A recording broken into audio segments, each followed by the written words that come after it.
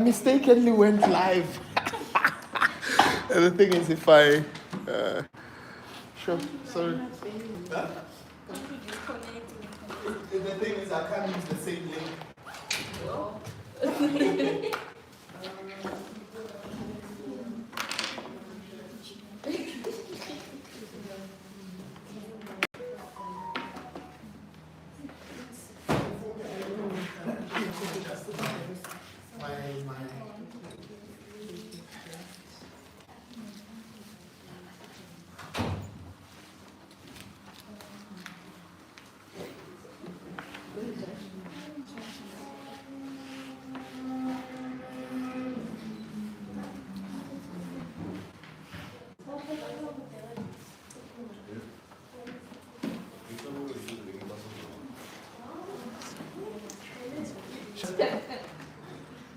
So, I made a mistake.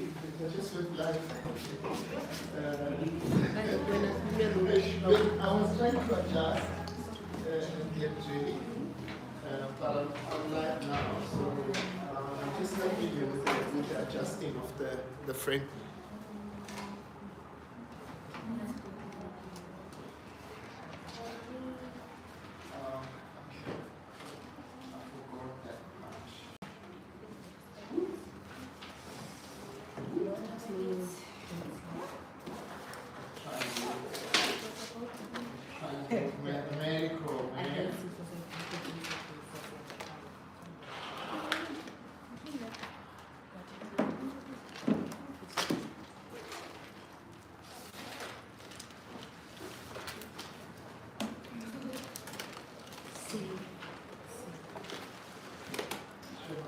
Doesn't want to be here. So it's like the Monday.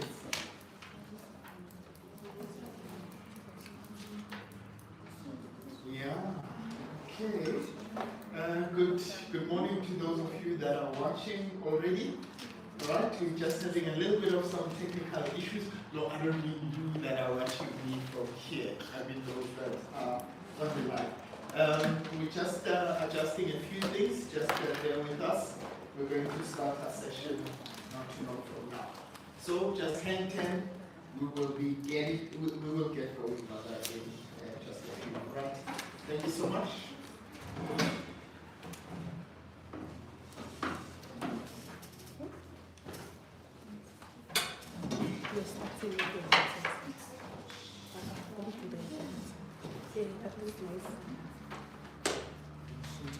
I have to do this manually. And for some reason our board is doing some. There we go. Okay, so we're doing a bit of division today, nah? And I thought we are going to just mix and match. You let me know what it is that, so essentially you are the one curating the content today, okay? So I'll give you guys some questions for you to complete, but it's going to be time bound as well, right? So meaning that once you do a question, I'll give you a set of, or an amount of time for you to complete that, okay? Let me get back to shares. Shares? Yes, please. I'm back. Oh yes. Please just kill the lights for me then.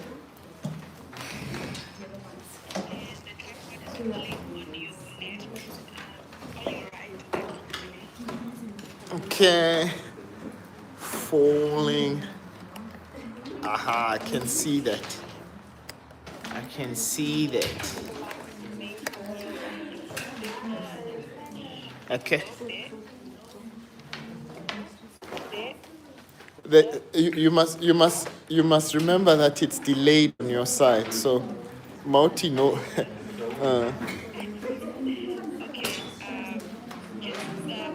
A touchdown. Wow. Up.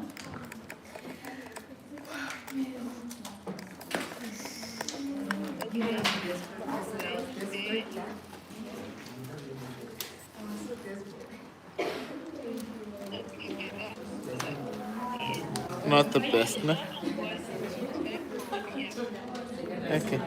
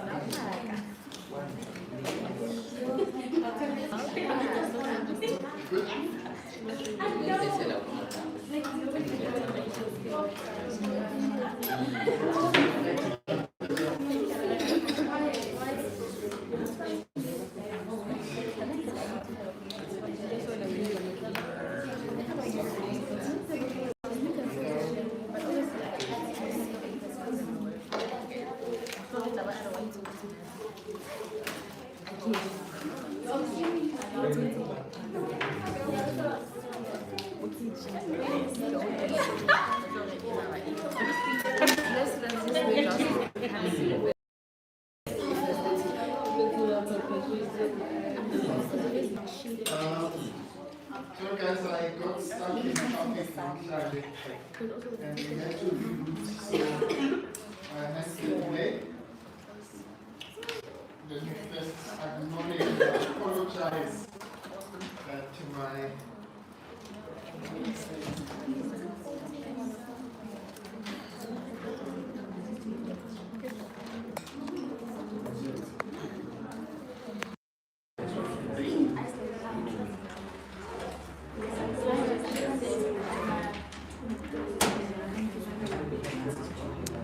All right. Okay, we're gonna get going just now. Just give me a second. Good morning, everybody. It looks a bit too dark namhlanje. It does, ne? Mara, Masha, like really, huh? What must happen? Honest? I said you must do. Yes, I did. Mara, you should go to there.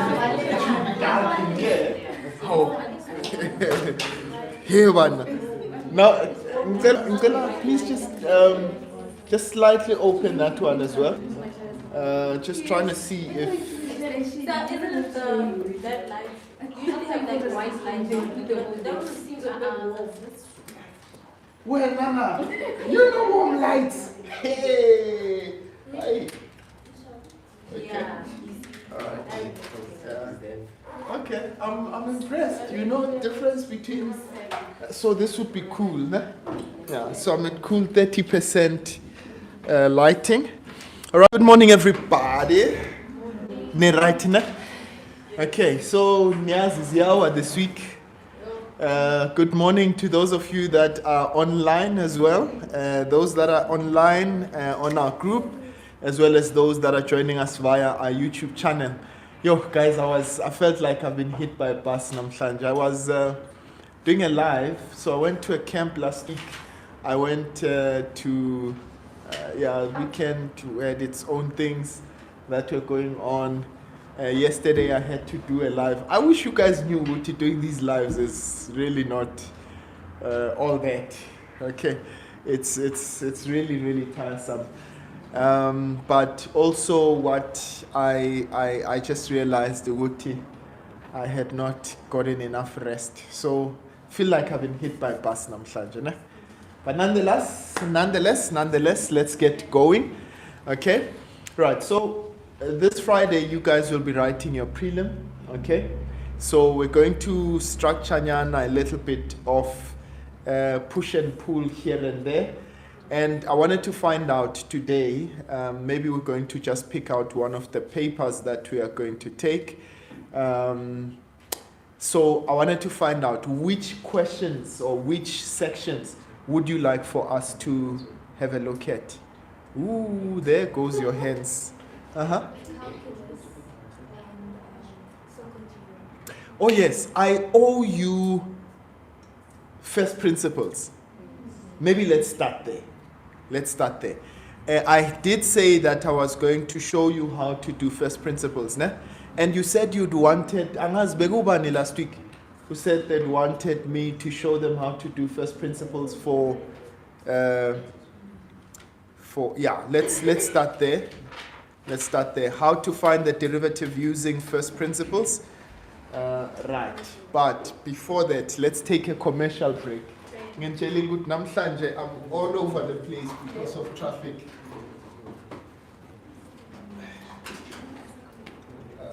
Okay, I just need to get my pen.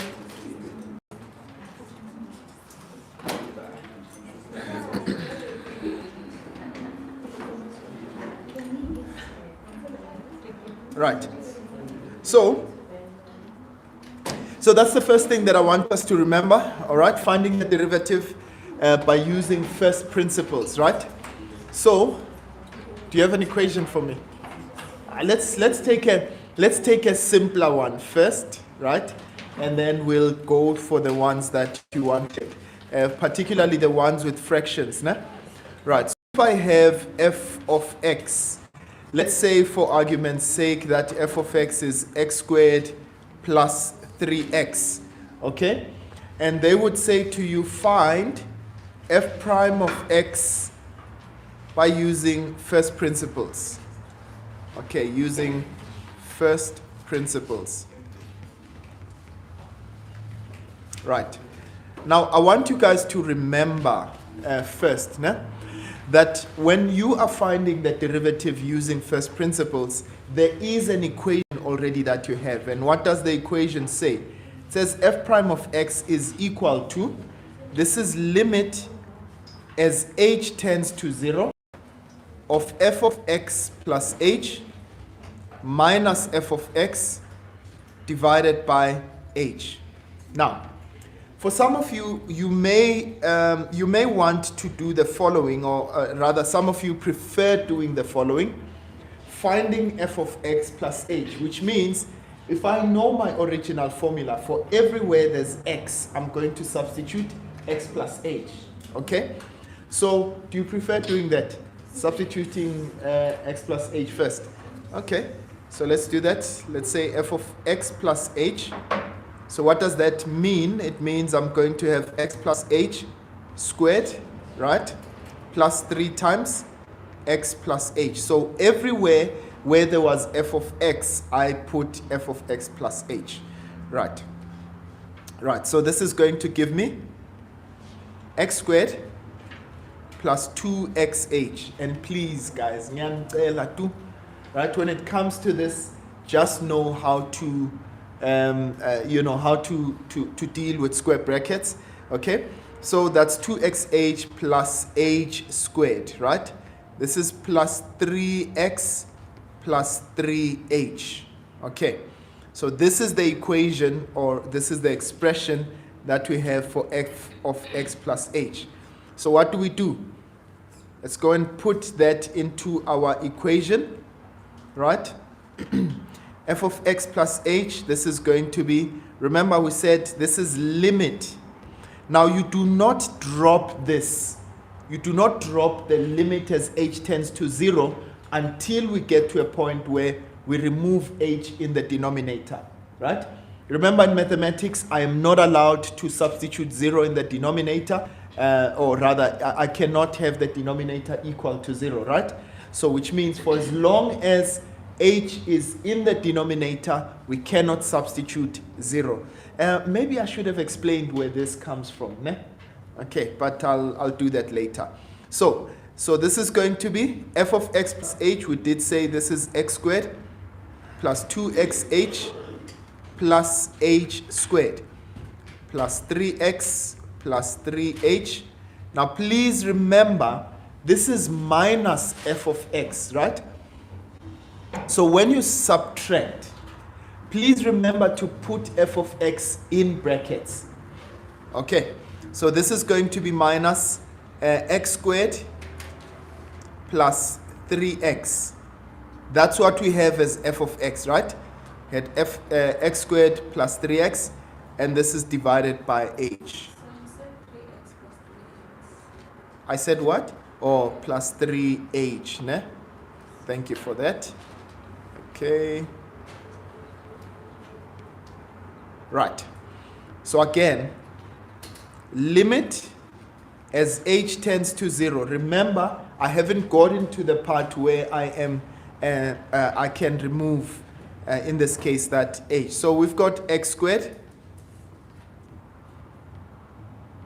plus 2xh plus h squared plus 3x plus 3h minus x squared minus 3x. Please do not forget to multiply the negative into every term. Okay. Yes.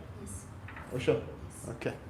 All right. So that's x squared, minus x squared. Now, notice in this case, you're going to have terms that are going to cancel each other out. So x squared and minus x squared cancel out. You've got 3x and minus 3x. In fact, every single term got f of x should cancel, should have a term that's going to cancel it out. Are you guys with me now? Right, so what are we going to have? So this is going to be limit as h tends to 0. Right, now we've got 2xh plus h squared plus 3h, right? So can I take out h as a common factor? All right, I can. So what am I left with? I'm left with 2x plus h plus 3. And this is divided by h. And notice what happens. This is where you want to get to all the time. Né? So I'm going to cancel out the h in that case. And now, because I'm going to substitute h is equal to 0, I don't need to write that limit as h tends to 0 once again. Né? Okay, so I'm going to substitute where I see h, I'm going to put 0.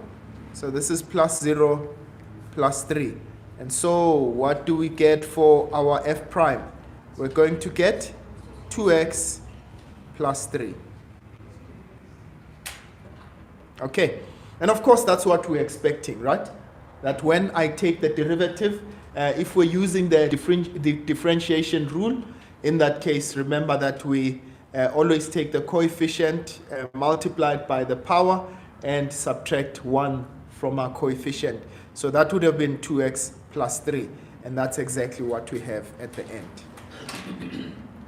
It's good, it's nice? All right, beautiful stuff. Okay, let's go for the next one. Let's go for the next one. Yes, I just remembered, Dugut, I had not done this portion with you. Right, so we'll take on just start it, man.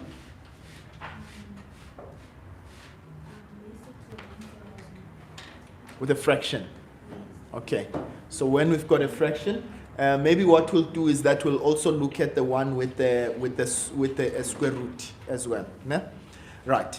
So quickly, suppose that we've got f of x being 1 over x. Can I say 1 over x? Right. So, using first principles, how can I find f prime x?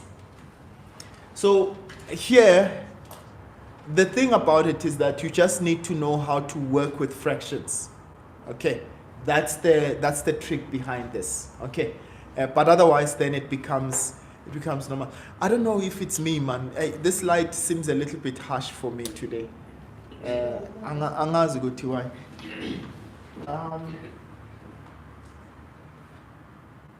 Can I kill it?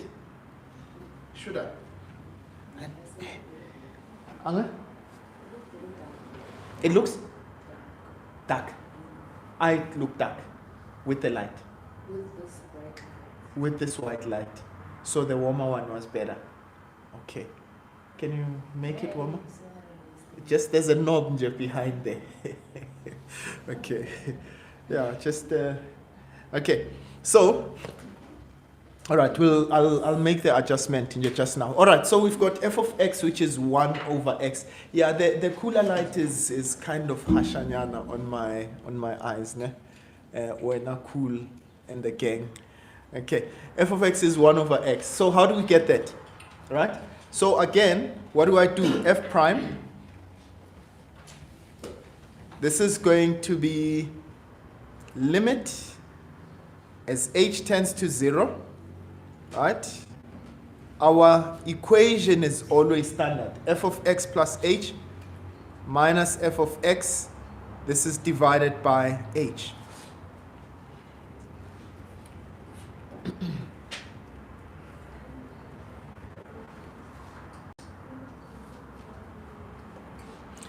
You don't mind, I'm not going to do it on a separately, né? Substituting f of x plus h.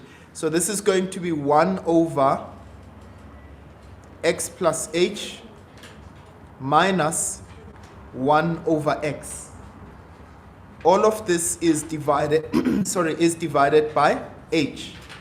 We're good, no? Right. So, what do we need to do? We're going to be working with fractions right at the top there. Okay? So on our numerator, we've got 2 fractions that we need to add together. Right? So how do I add my fractions in this case? Find the LCD, right? Nkuluma about the numerator here. All right, what is my LCD? What is my LCD? Right, so that's x multiplied by x plus h. That's our LCD, isn't it? So, if you think about our LCD, there are 2 ways in which you can think about this.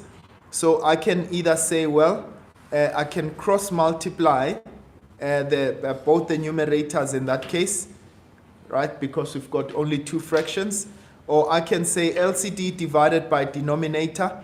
It will cancel the x plus h, and we're left with x times 1. That would be x. Hence I said to you, you can cross multiply like that. Okay. And then minus, if I cross multiply that there, please guys, this is the part where I wanted you to keep in mind. This is minus x plus h. You remember that, né? Okay. So put the x plus h in brackets. And this is all divided by h. Again, I still cannot remove the h in my limit. Okay? So, at the numerator, what do I have? I've got x minus h. Right? This is divided by x into x plus h. Now, you can look at it this way and say divided by h over 1. Ne? Right, that's that divide by h that we have. That's the h that we have in that denominator. This is divided by h over 1. But remember, within mathematics, what do we normally do? Right? So we're going to say limit as h tends to 0. Right? The x and the minus x cancel each other out. So I have negative h over x into x plus h. This is multiplied by. Now remember, when I change the division to multiplication, what happens? I am going to invert the other fraction, right? So this is going to be multiplied by 1 over h. So this guy will cancel out with the other guy. Now, can I substitute the h is equal to 0? I can. Okay, because you no longer have just h in the denominator. So f prime would be, please don't forget the negative there, would be negative 1 x plus 0, right? H is now 0. And so what do we find for your... So that's negative 1 over x squared. Okay, yes ma'am. The question is from able to we have to, it was the trick. So it says f of x is equal to sine x, and then we had to use the first principles to get this equation. Sorry, can you just show me that?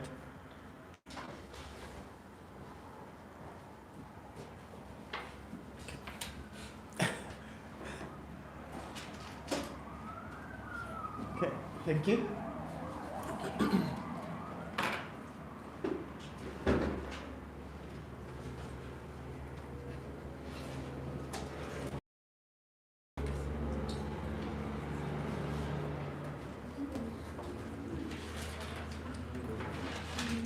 Sure.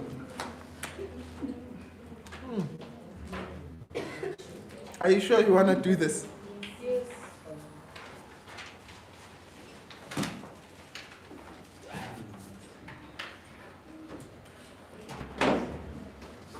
I don't know if I'll be able to derive this. Let's see, nah?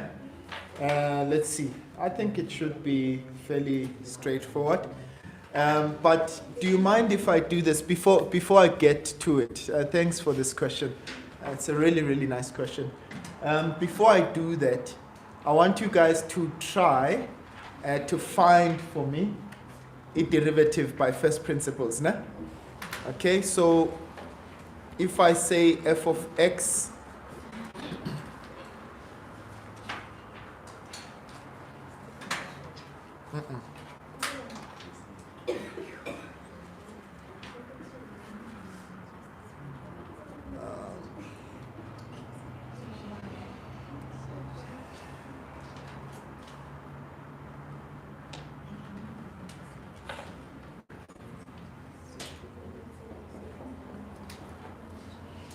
have you seen this question before? Okay. Also say x cubed. X? Yo, yes, my only problem now is it's not good, it's difficult, it's just that it's cumbersome. Okay. No, I'm okay, ask easy. I'm saying it's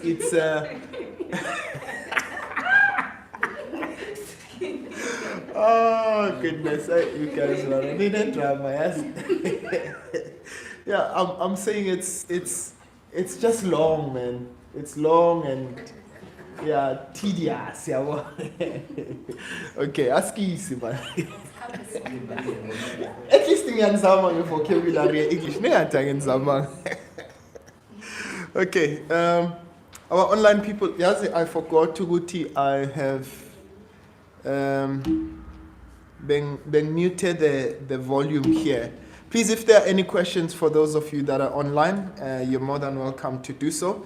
And I don't have my other phone here with me. If there's questions from the online community whilst I adjust this cool light.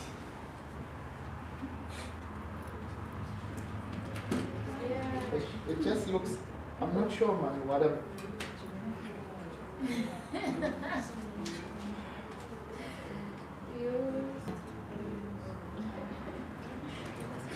I don't think it's true.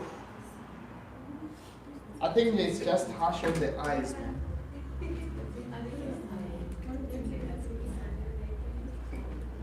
Cool is better. Maybe just shift it. Maybe just shift it. Yeah. The other side. Yeah, that's So it doesn't. okay. don't think lighting should be that bad. Okay, I hope it's still okay. Can you do the things? You check for me.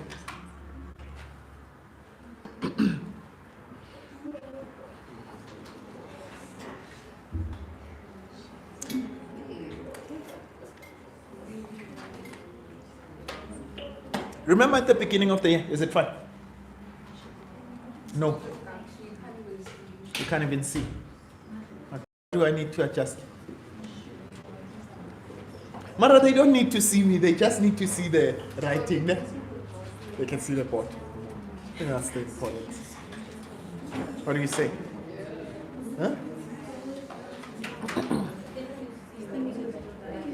Yeah, for some reason I'm just not able to get my settings right, and Ushes because I don't have the other phone. Okay, let's go for it. So, as you do this, I want you guys to think about rationalizing the denominator. You remember that? We did it earlier in the year. We spoke about rationalizing the denominator. I'm going to give you 2 more minutes.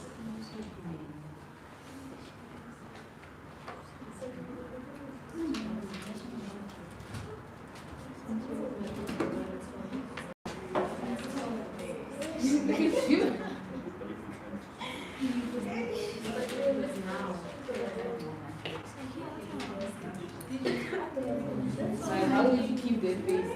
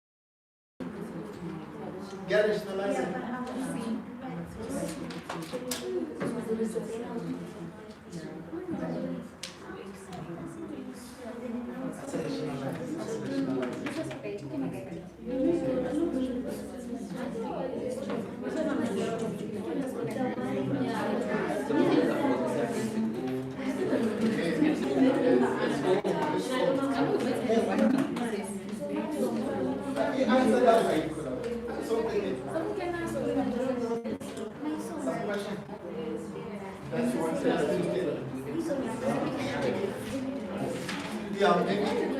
Okay, I'll see.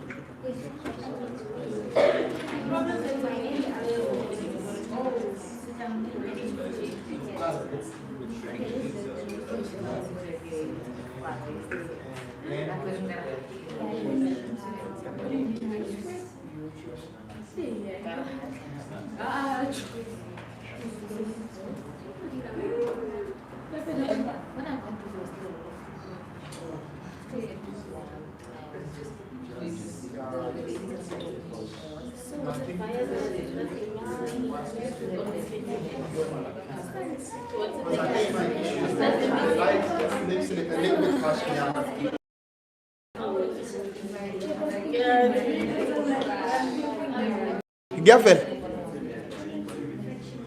Ha, what? 2 days. 2 ways. Yeah, Mara, take one. I don't know how to write that. Okay. All right. So I want you to think about it again. We've got a fraction, nah? Okay. So what are we going to do? F prime of x.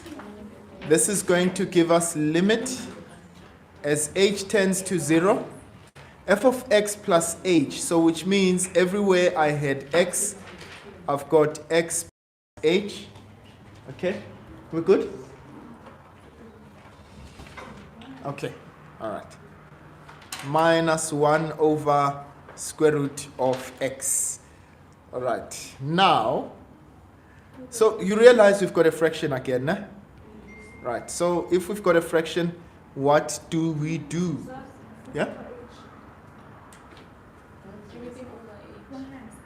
Oh, sorry. I forgot. Sorry, this is all divided by h. That's the very reason why we have the limit thing. Nah? Okay, right. So, I want you guys to please keep in mind in this case. So, what do we have here? We've got limit as h tends to 0. But on the numerator, you've got fractions. So, what is our denominator? That's going to be square root x into the square root x plus h, right? And now, remember we said once you've done that, you can actually cross multiply the two, right? So which means in the one we've got square root of x minus the square root of x plus h. Okay, right. So both 2 ways, keteako.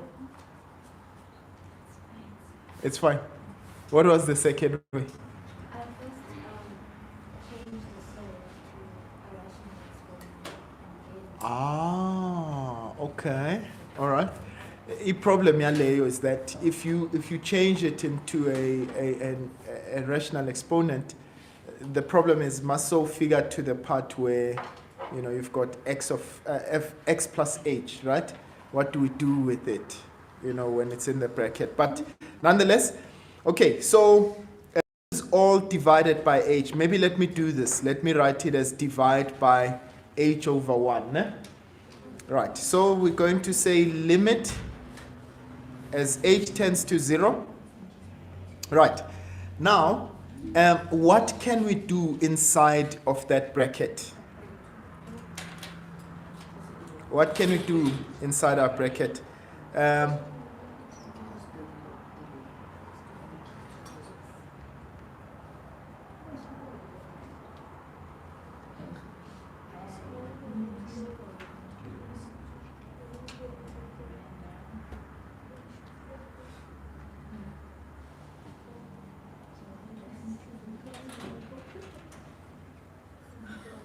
So, we've got square root of x into the square root of x plus h. This is going to be multiplied by 1 over h, right?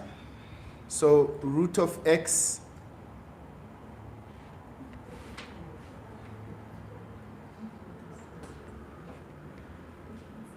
right. So,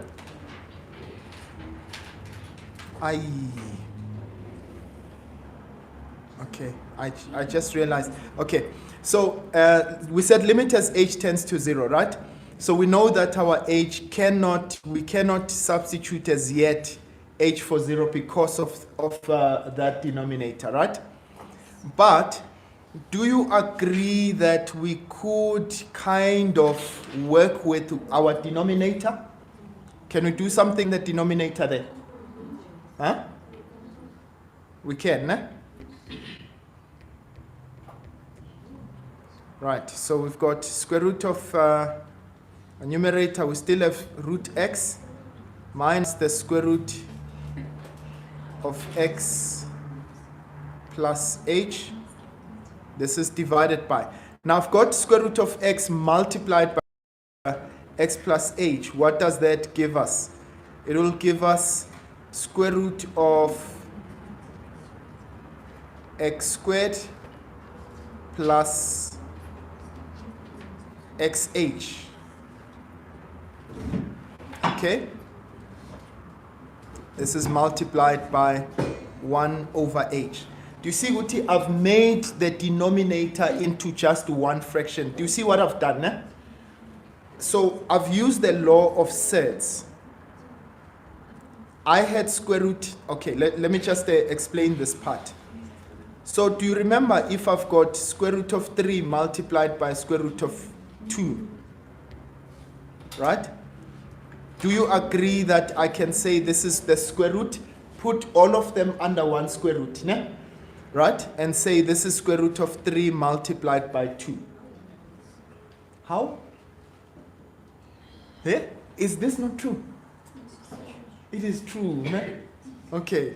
So, what I'm saying is, in my denominator, now when you look at that denominator there, what do I have? And guys, I think they won't give us something that is this difficult, but nonetheless, I do want you to learn how to do it. Now, if you notice that, I had square root of x.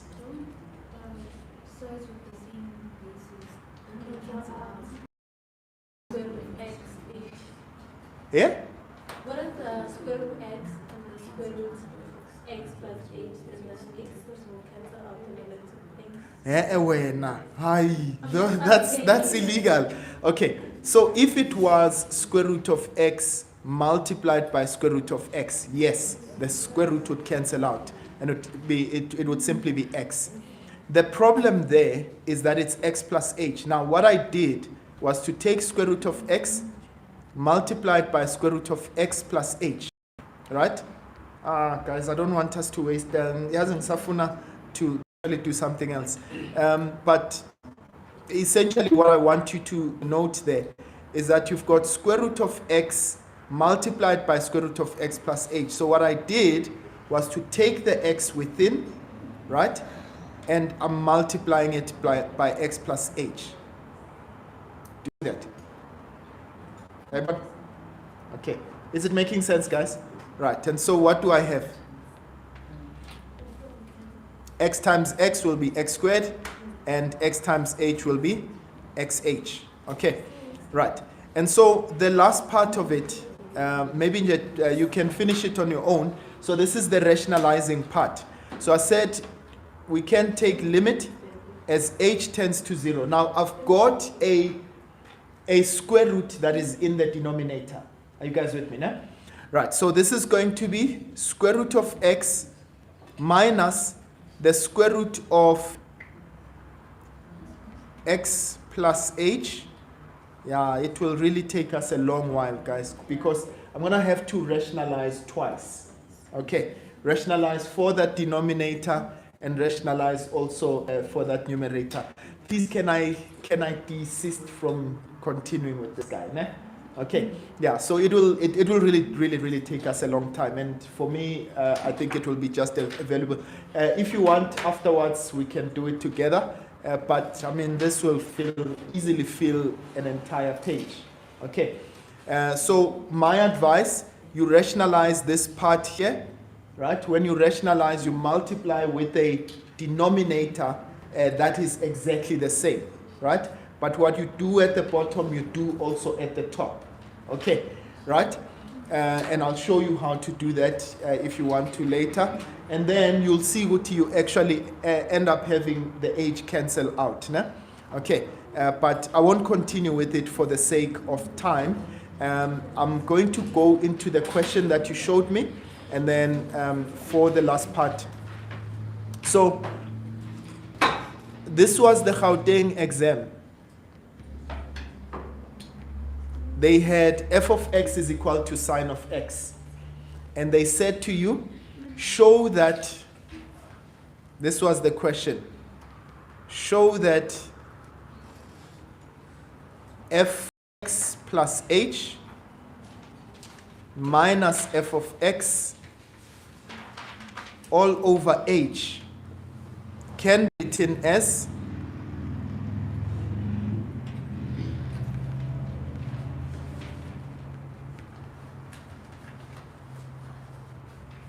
sine of x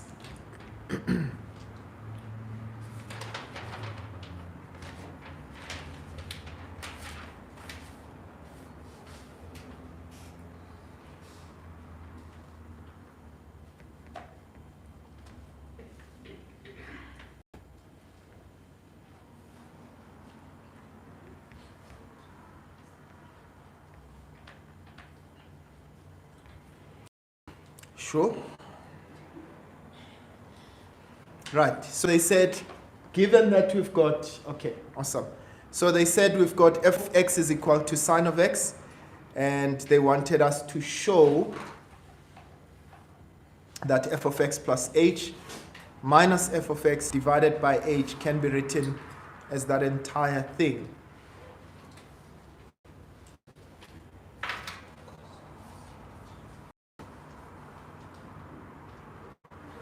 Right, so let's take f of x plus h.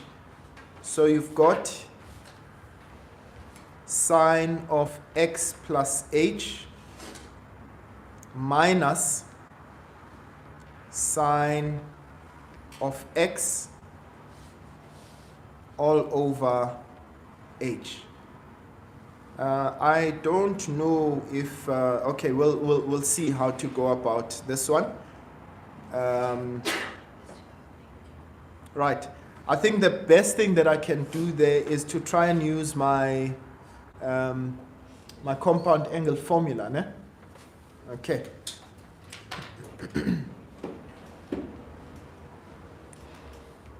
So remember, this will be sine x cos h plus cos h sine x. Okay? Sorry, cos x sine h. Yes, sir. Oh, Bongo is that the mistake that I've done. Is that why you're calling me? No, me show when I'm done. You didn't? I'll show when next. Oh, okay. Okay, so minus sine of x divided by h.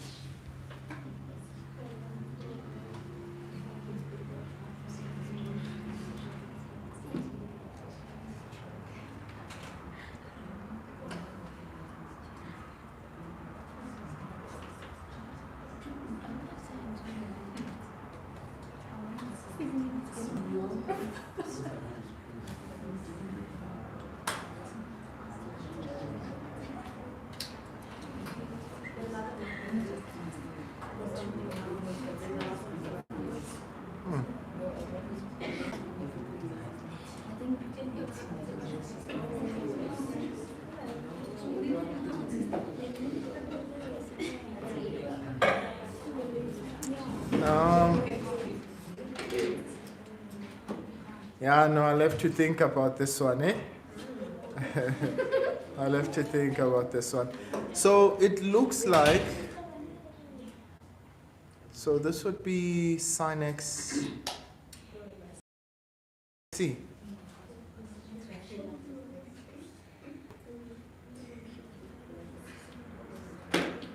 There's only h's there.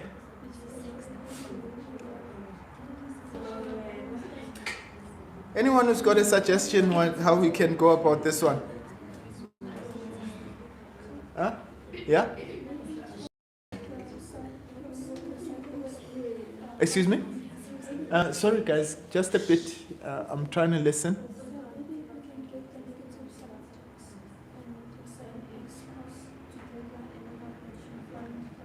Okay, so we should try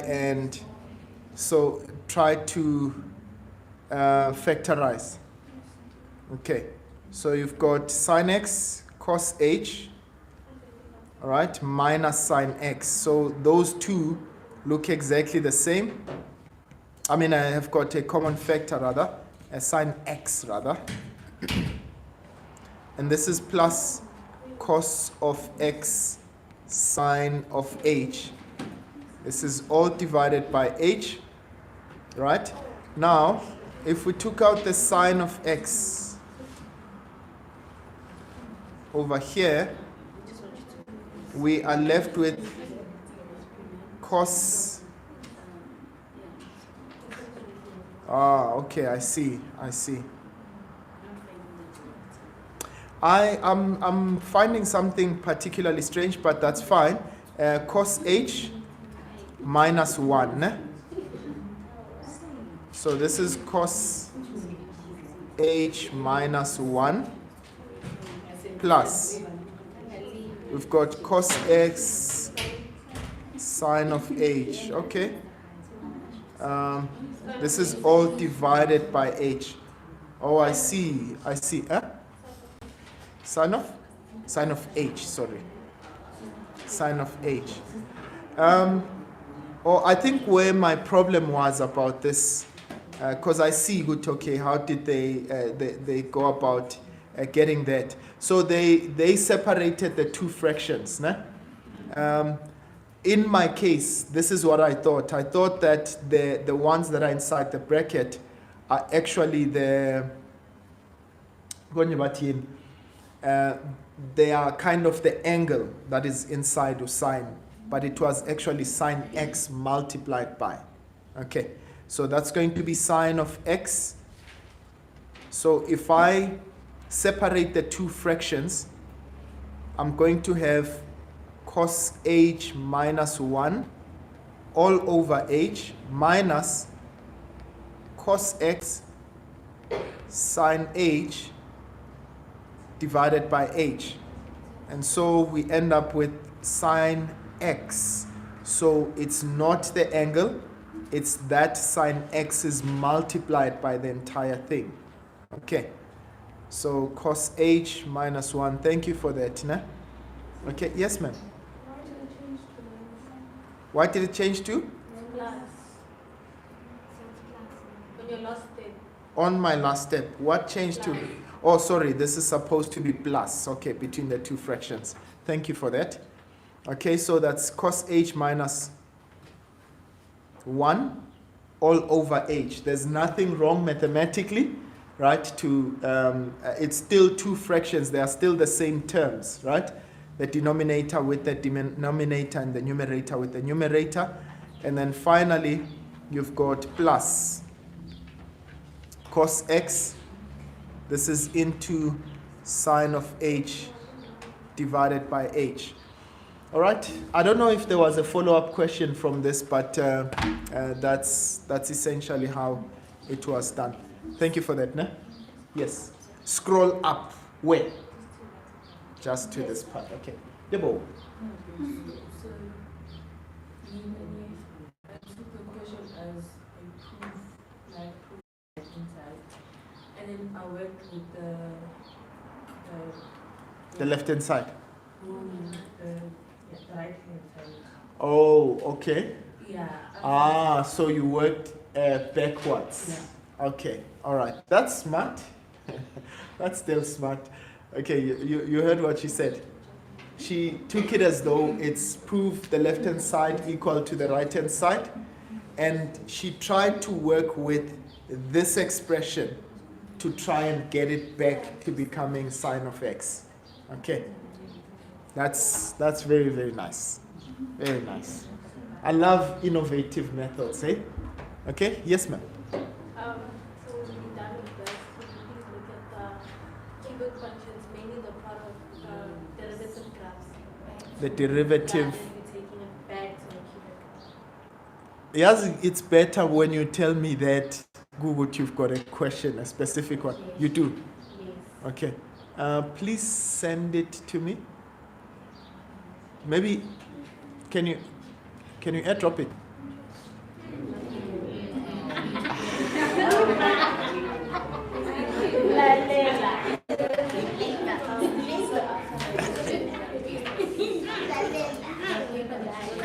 Yeah.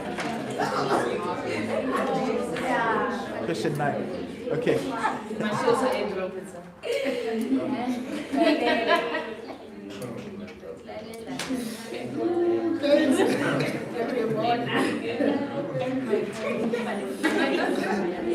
Do your parents, I'm wondering, do your parents actually know what in Ninja, right? They love every day. Oh, goodness. Okay. All right. Maybe once they're still, are you guys still finding the question? Okay. You have the question in front of you. Okay. No, but I'm doing most of the work, Namhlanje, and you guys are supposed to be the ones that are. Okay. Ish. And then Marine has a question. A similar one. A similar one. Not exactly. All right. No, that's fine. That's fine. Thank you. Thank you. Sure. Site school revision. Eh? So all of these things that are giving you guys a little bit of a hard time. Please, for those of you that are online, please be as part of what we are doing as much as we are. So if there are any questions, please let me know. Let me know. You can send them onto our group, okay, so that we know exactly what it is that you've got a question with. Okay. It's good. It's nice.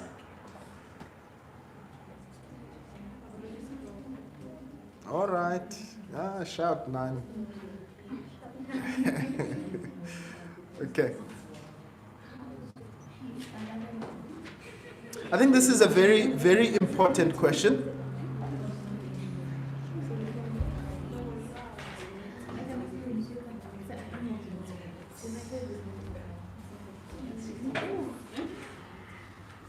All right, I'm checking this on a different page.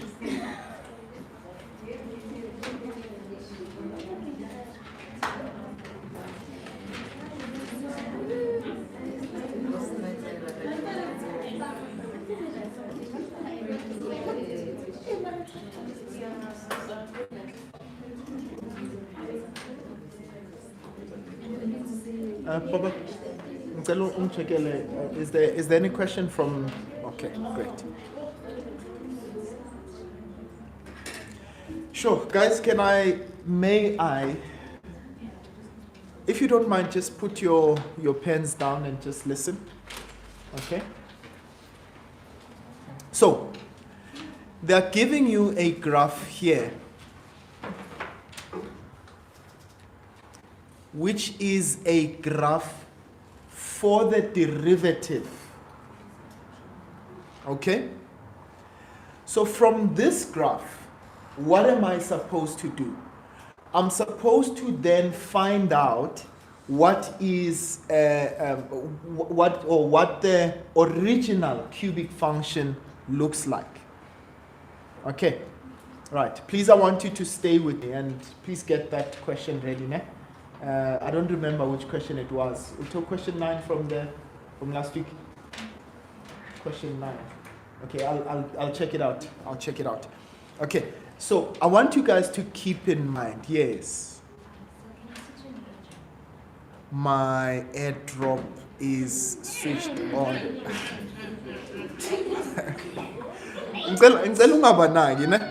Just don't naga them.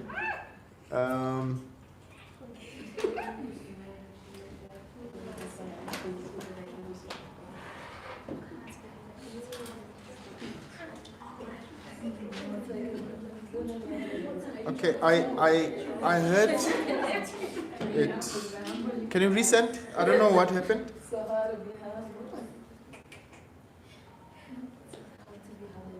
Yeah, Mara, I can hear it, but I don't know why is it not coming through.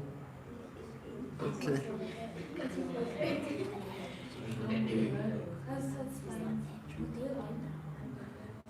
Okay. Can you just try it one more time?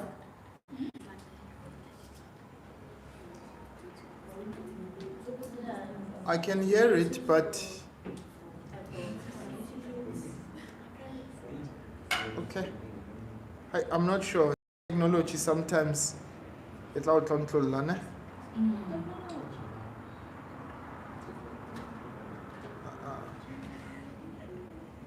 Oh, there we go.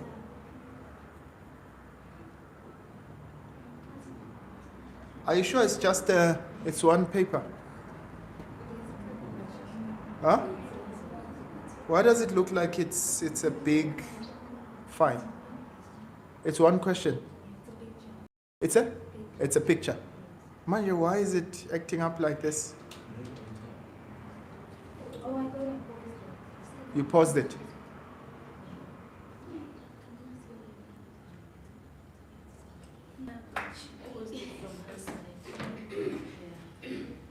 Is it paused again?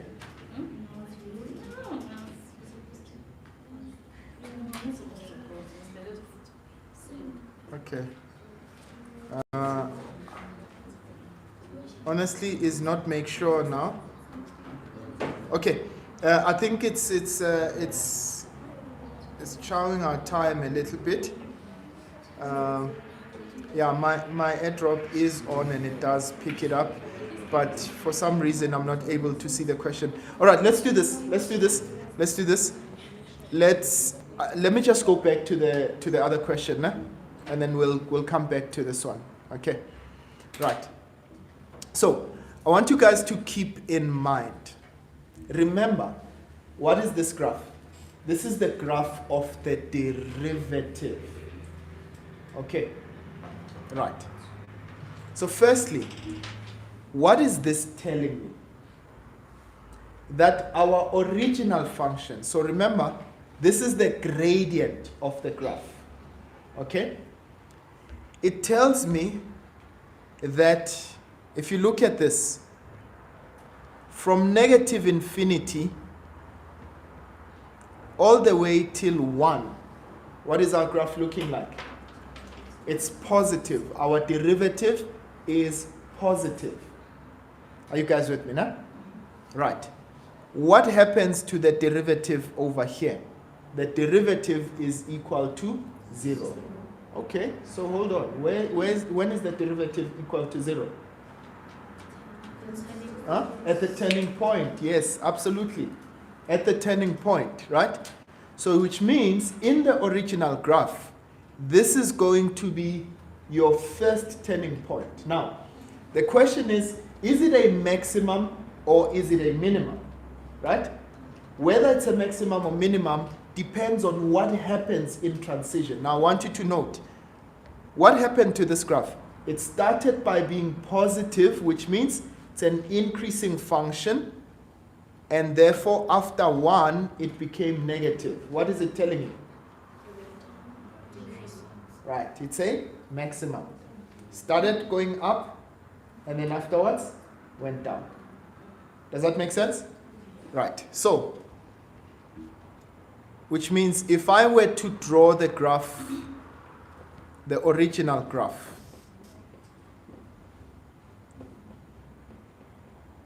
okay, there are some things that we will not be able to answer adequately, but nonetheless, the fact of the matter is that we know what's happening in our graph. It tells me at point number 1, or rather at x is equal to 1, that's going to be our turning point, our first turning point. That turning point transitions from positive to negative, from a graph that was increasing to a graph that is decreasing.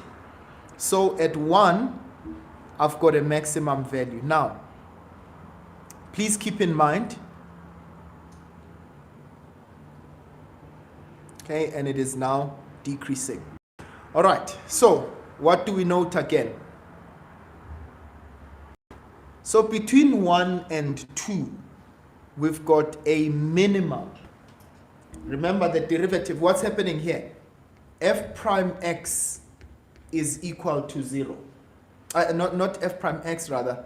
F the graph of f prime, rather, and that means f double prime, the derivative of the derivative is equal to 0. Are you guys with me now? The gradient of the derivative is equal to 0. So that has to be a point of inflection on the graph. Okay? So you've got your point of inflection somewhere there. So please remember that your point of inflection is what separates between concave up and concave down, right? And then what happens? At 2, we are transitioning. The graph was first negative, which means decreasing, right? And now it changes to become positive again. Are you guys with me now? Right, so it becomes positive again. So what does that mean? It means for my original graph at x is equal to 2, that's going to be our minimum. Yeah.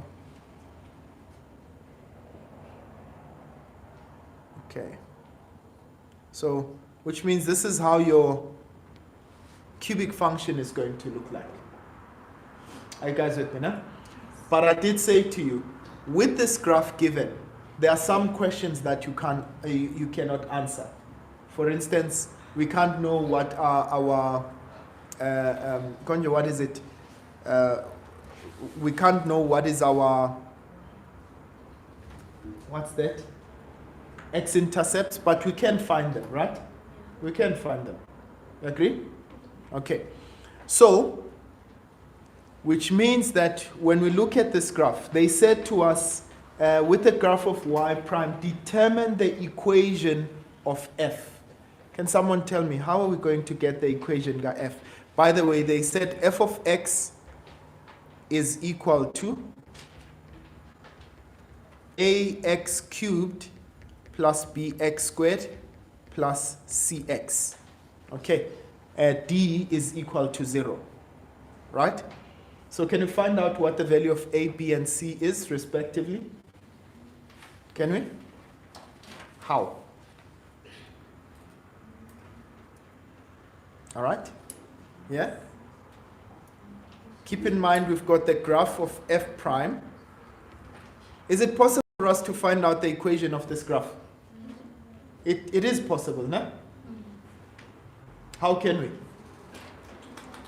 You've got your x-intercepts, your abscissors, right? Okay? So, that means I've got a into x minus m, x minus n, where m and n are our x-intercepts. So I'm going to have a into x minus 1, x minus 2.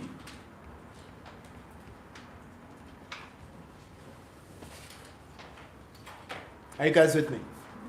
Okay. So that is the graph of f prime of x.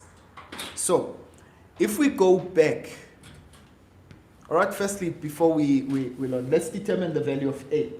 How can I get the value of a? I've got one other point on the graph. Which point is that? I've got the y-intercept. Do you see? So when x is 0, y is 12. Okay. So I can say, well, f prime at 0 is equal to 12. So everywhere I see x, I'm going to substitute 0. But all of this is equal to 12. Okay. So a into negative 1 times negative 2 will give me 2, which is 12. And if I divide both sides by 2, what do I get? A is equal to 6. Okay. Right. So now I've got the graph of the derivative. This is going to be 6 into x minus 1 into x minus 2. Now let's expand on this. So this is 6 into x squared minus 3x plus 2. Is it right? Okay. Can we find out what the original graph looked like? So that's 6x squared minus 18x plus 12. Okay. Now, what are we supposed to do? We are now reverse integrating, which is called, reverse taking a derivative, right? Okay? So we are reversing the process of getting the derivative, which is called integration. Okay? Right. Now stay with me. Usually when we take the derivative, what do? We multiply by the coefficient, and basically we subtract 1. Are you guys with me? Multiply by the coefficient and you subtract 1, right? So to get f of x, now please just understand this. I'm going to start with the x. So I'm going to add 1, and once I find the sum corner, then divide it by the coefficient. Okay, divide the coefficient by it. So this is going to be x to the power 3, and I divide by 3. Make sense? Let's go to the next one. Again, I'm adding 1. What does it give me, mang add 1? So I've got 18x squared, but what do? Divide by 2. And then the last one, 12. Remember, x to the power 0, right? So you have to add 1 and then divide by 1.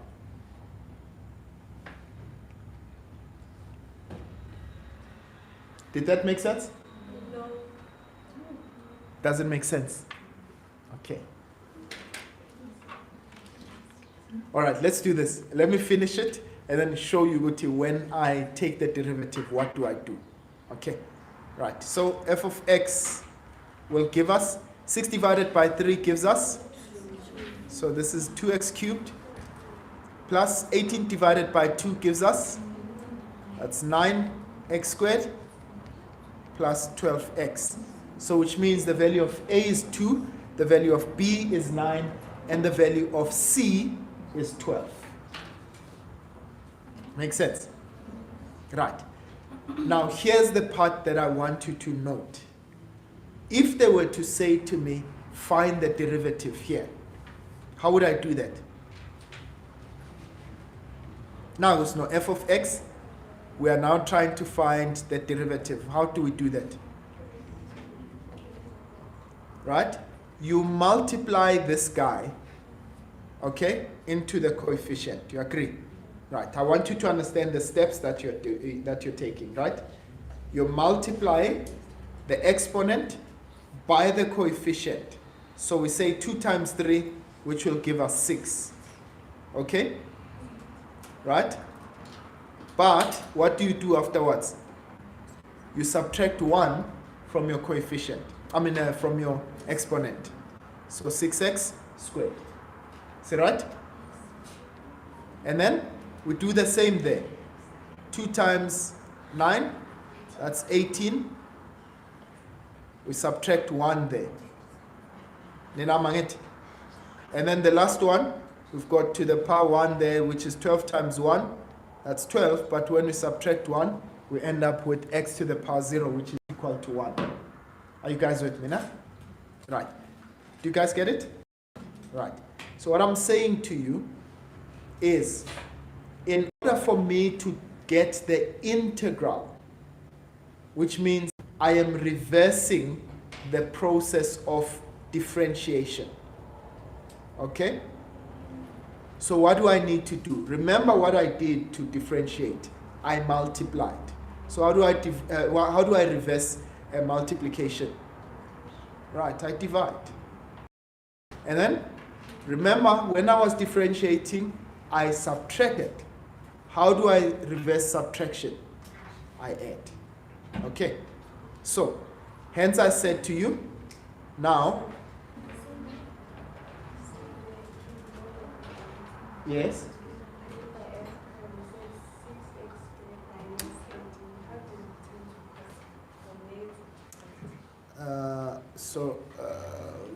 sorry, that was minus, ne? Okay, sorry, that was just my mistake. Okay, so this is supposed to be minus 18x. Okay, plus 12. Thank you. Yeah, since they're right, ne? Okay, so minus 18x. Right. So, again, just to explain it to you. Okay, and by the way, you are going to do whichever way that you go. And guys, I know that time is really not on our side, ne? But I was listening to the news this morning.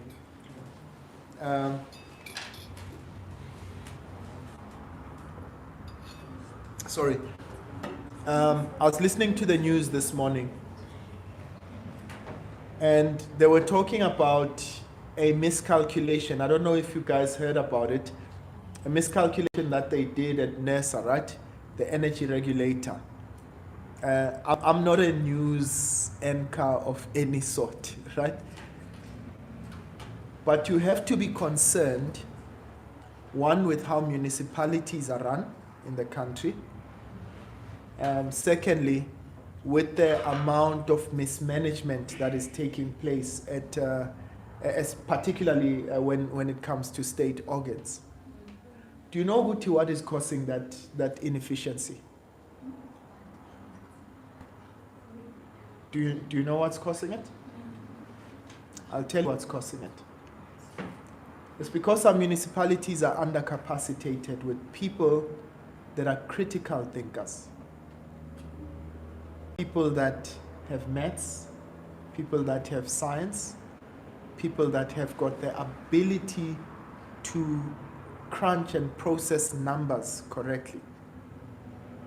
And I'm saying this, guys, to say this to you, that if we don't take what we are doing here seriously, you guys will inherit a dilapidated state. Nah? You will inherit a country that is in shambles. Right?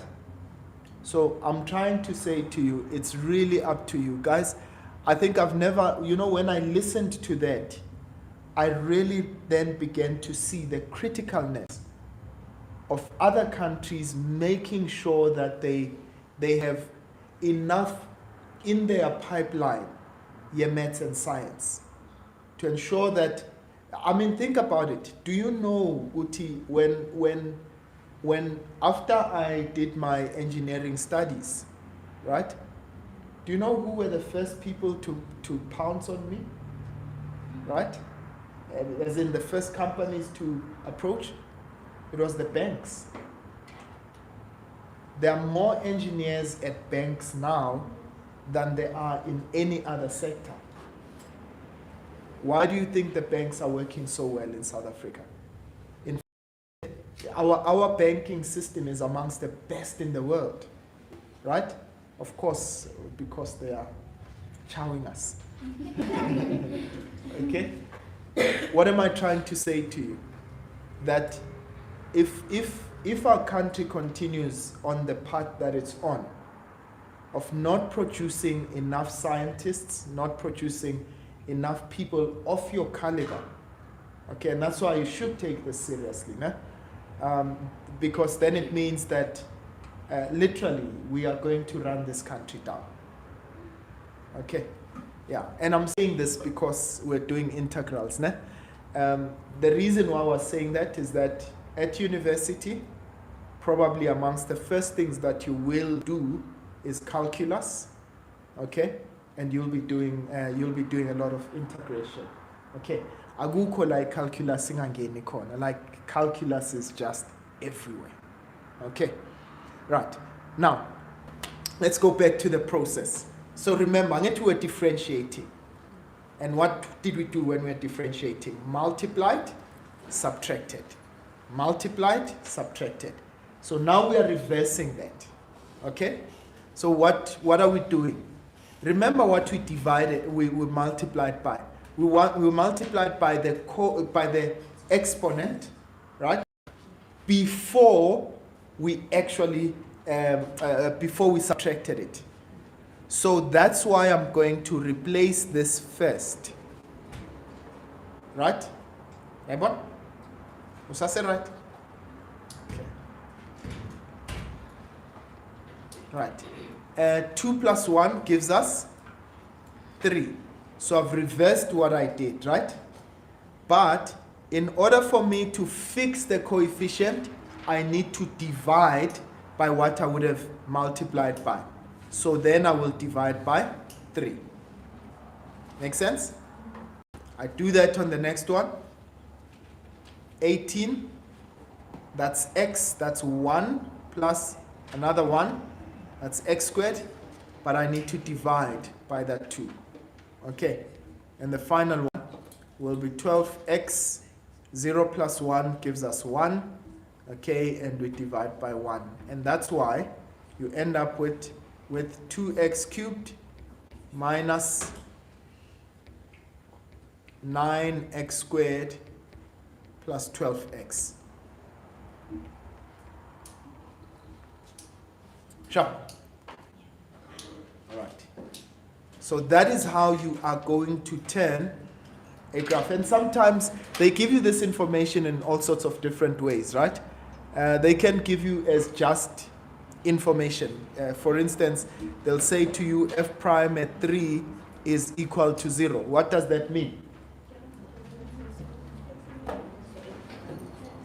What does this mean?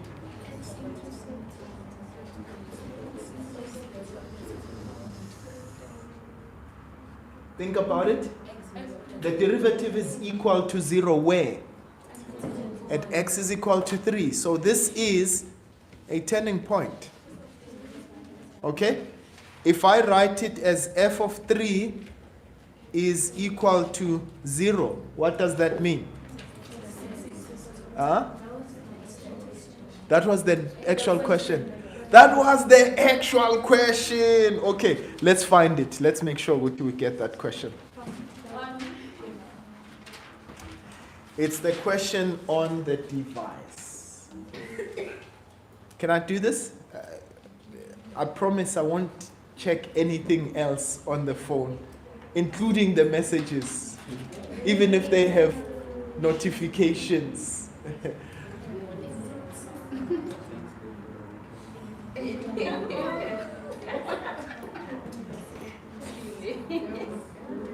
We can come around.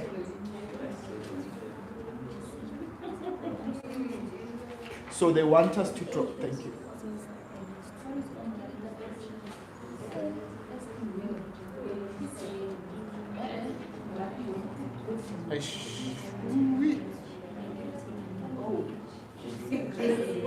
So what was the issue with dropping? Like it really would have made a huge difference.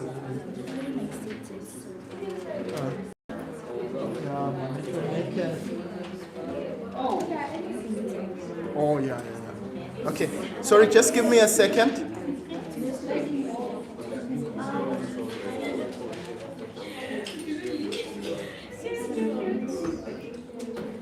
Okay, let me do this.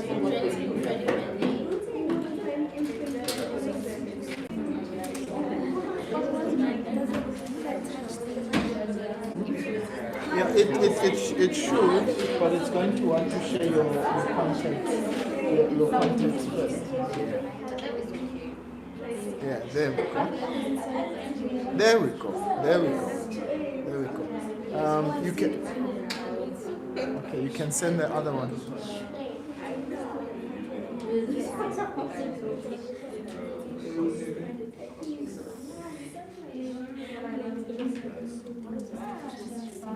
The other one?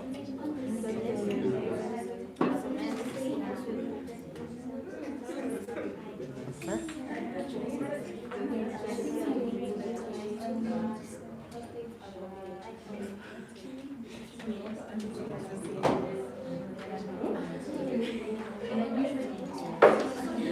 All right. Sorry about that. Let's see.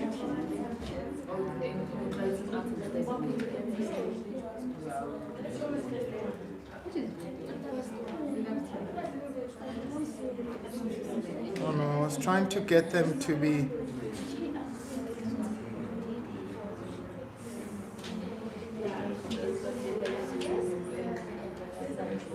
Okay. Let me just do this quickly, guys. Just give me a second.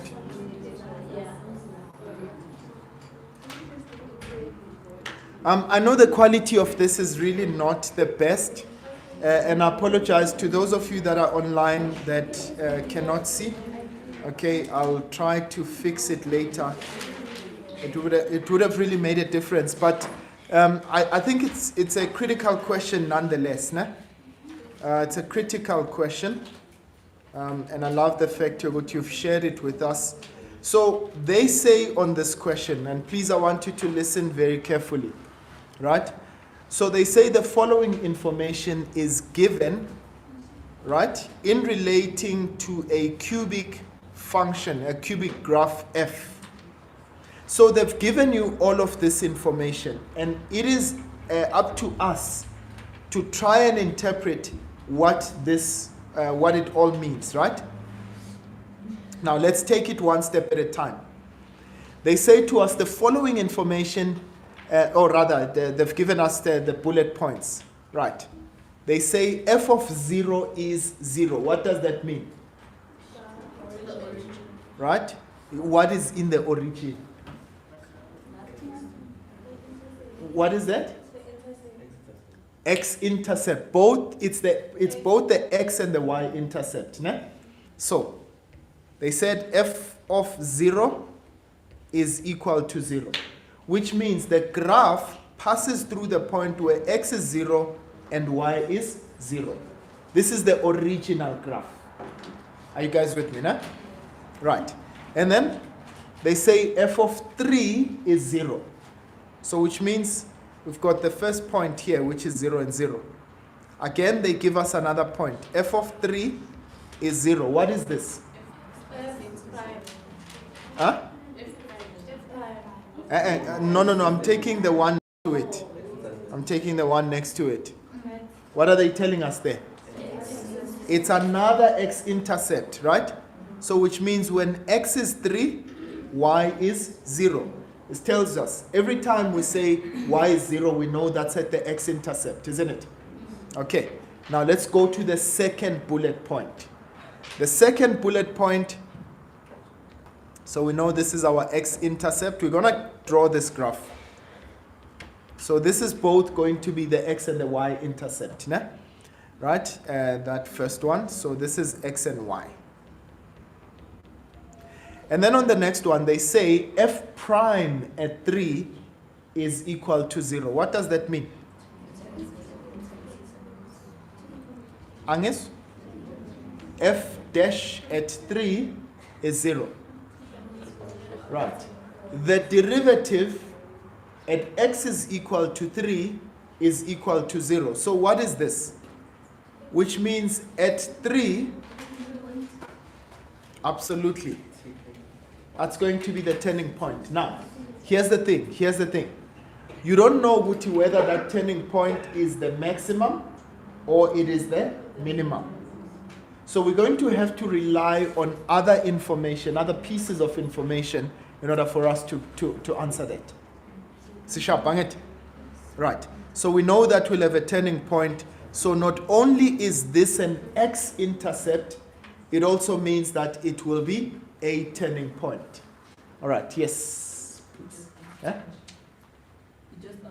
I just answered the question. What did I say? The turning point is not only the turning point. Oh, okay, yes. So it's not only just the turning point, but it's also an x-intercept. Né? All right, so what is the other point? F prime at 1 is equal to 0. So we've got two turning points. One is at x is equal to 3, the other one is at x is equal to 1. Okay, are you raising your hand? Oh, okay. Right, so we've got two turning points. F prime at 1, that's another turning point over here. Okay, now which one is maximum, which one is minimum will depend on additional information that is given. Right, let's go for the next one. They say f double prime at 2 is equal to 0. What is that? F double prime at 2 is equal to 0. What is this? Point of inflection. Right? This is what separates between concave down and concave up. Right? But we're still unsure which side is concave up, which one is concave down. All right? So let's go to the last piece of information. Okay? They say to us f double prime of x is less than 0 for x is greater than 2. Now, I don't know if I've ever said this. Whenever we find the second derivative, and we find that the second derivative is greater than 0, right? What does that tell us? It's concave up. Are you guys with me now? Right, the graph is concave up. So, they are saying to us the graph is concave up when x is greater than 2, which means the point of inflection. Now let's go for it. Yeah? Oh, sorry, but less than 0. Sorry. They said less than 0. Apologize there. So which means our graph is f double prime of x is less than 0 for x is greater than 2. So when the second derivative is less than 0, it means our graph is concave down. Are you guys with me now? Right, let's try and draw this graph. So you've got a graph. What are the points that are important? We've found out we've got 0. We've got 3, which are our x-intercepts, right? We've got 0. So let's say 1. That's 2. And we've got 3. So both of these are y-intercepts. Now, they said this guy is the point of inflection. This will separate between the portion where our graph is concave up or concave down, right? But what did they say? They said when it's greater than 2, our graph is concave down.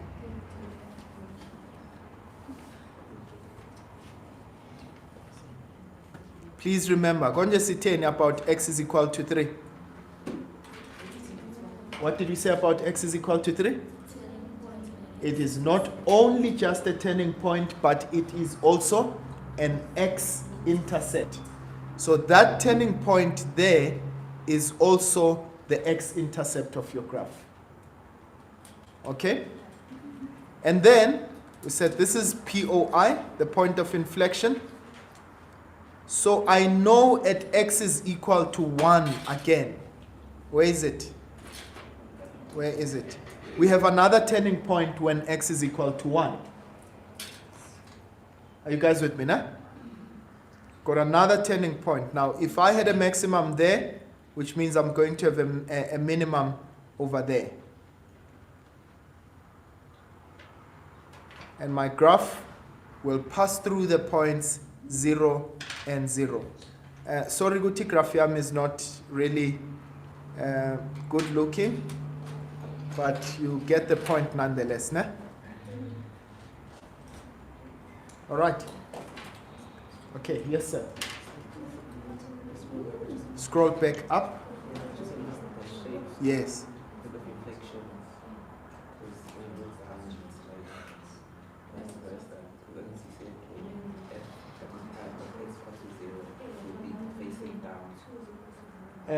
Say that again. saying that say F double prime. Yes. Oh, The same. Huh? No, let me. Okay, yes. yeah, F double prime x less than 0, but it's still facing downwards. Right. Because of reflection. Yes. Am I incorrect? Am I incorrect? Huh? Right. See, F double prime, right, is less than 0. So in that case, if our point, not a point of inflection, rather if the double derivative is less than 0, then it means that our graph is concave down. Right? Yeah? Yeah, concave down is set. So, Yes. my question was, Yeah. the point of inflection says at 2 is equal to 0. So wouldn't it have to pass through the 2 is to 0? No. So okay, that's what we need to get right. When the double derivative is equal to 0, we are only getting the x value of the point of inflection. So we know that our point of inflection is at x is equal to 2. If you wanted to get the y value of the point of inflection, you're going to substitute that 2 into the original equation. Okay? Right. So please be careful about that. Né? So our point of inflection is at x is equal to 2. This is what separates between, now we said, Anil, I don't know if I'm answering your question, right? So means x is greater than 2. Yes. Nangu 2 here. Sorry, Nangu 2 here. Let me just return the graph again. Meaning, ugiale from 2 onwards, our graph has to be concave down. Na graph yet. 2 ugia pambili, it is concave down. No, you are still not satisfied. This I just need to know this is the logic behind it, or is it a restriction like given in the paper, or it's just the logic behind it? I'm not getting the And I'll ask you after. no, it's fine. I want you to understand, because if you're asking the question, chances are that someone else might have the same. So we got a restriction that F double prime, which is at the concavity, we think that it's less than 0, so it's facing down. Yes. And in this case, our like x is greater than 2, so I was probably thinking it's going to facing up. Okay. So you are confusing two things. Yeah. Here, they say this shows me concavity, right? But it's telling me where. This is showing me location. Do you see? So x greater than 2 says at any value from 2 onwards, that's location. This is what's happening. Our graph is concave down. So when I go there, Nangu 2, this is my point of inflection. From 2 going upwards, what's happening? My graph is facing downwards. So basically I'm confused and so because I thought Yes, yes. So remember, it's the same state. I mean, it's on the same line. So it means that they are trying to tell you something about that entire point. Do you get it, ne? Okay, right. Any other question, guys? All right. Let me go to the next portion very quickly. We are running over time. Namhlanje 8 was just one of those days, ne? Okay. So they say explain the meaning of F double prime. We've just done so. We've just done that. The meaning of F double prime of x being less than 0 means that the graph is concave down at any value from 2 going upwards. They say draw a neat sketch showing all relevant points, and then finally they say determine the values of x for which f prime of x multiplied by f of x is less than 0. What are we looking for? When something is less than 0, it means that the signs are different, right? Now I want you to please note. What does that mean? We can have f prime being positive, meaning, where's our graph? Going up, right? But it is below the x-axis. Okay, right. So f prime being positive means that we are going uphill. But this is below the x-axis. Right. Let's go and check that on our graph. Where is the graph going uphill, but it is below the x-axis? Between? One and three. Right. Between x is 1 and 3. Do you see what our graph is going up there? Nah? But it is negative. So we are going to say x is an element of 1 to 3. Okay, but we need to find another point. So we need to swap those around. So we're going to say, again, less than 0. Where is going? Downhill. And it is positive above the x-axis. Okay? Downhill and above the x-axis. It's over this point here. Do you guys agree? Right? I'm going downhill. Remember, we're considering as we go towards the right, we're going downhill and we are above. So that's between negative infinity and 0. So we've got x is an element of negative infinity all the way to 0, as well as at 1 to 3. Okay. This is the right target, guys. I need to end this session.